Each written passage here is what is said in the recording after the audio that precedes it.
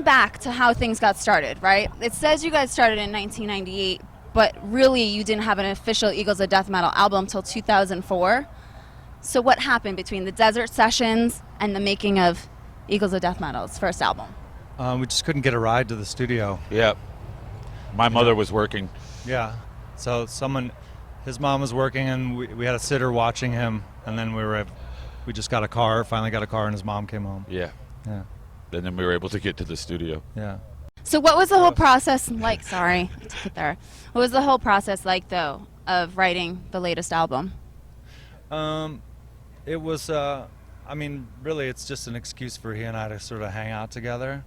And we kind of giggle like schoolgirls and like just put our sleeping bags on the floor and get in our jammies and just let it happen. Which makes it difficult sometimes to record because we have really cool sleeping bags. Or as my grandpa used to say, let her rip, asshole.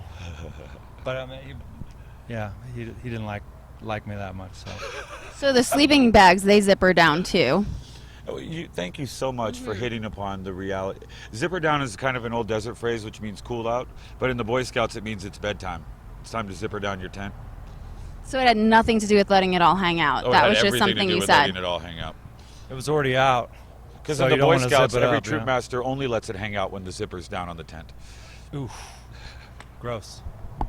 Have you guys ever considered making like a coffee table book of all the one-liners and truisms you put out in the universe? Because I would buy that.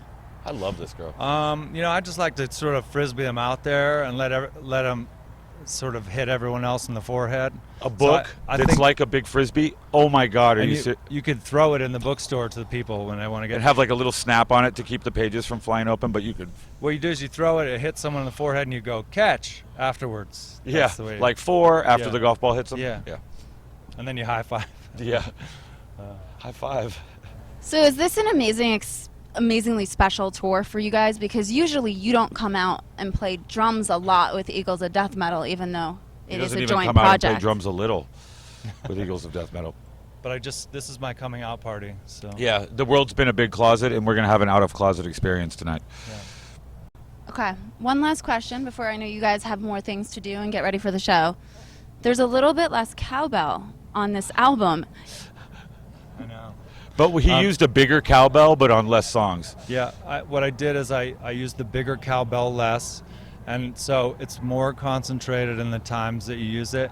And also in California where we live, they raise the cowbell tax. Yeah. It's almost 3 times what it used normally to be, and honestly we couldn't afford to play it more than a couple times. In this economy, there's just no way to justify it. It's a tough time. There's a recession going on. Yeah. A cowbell recession? Just in general, it affects us all. Yeah, it's hard. It affects us all. It hits every place in America, especially the cowbell, but not in the right way. It hits it silently. Yeah, right in the bells.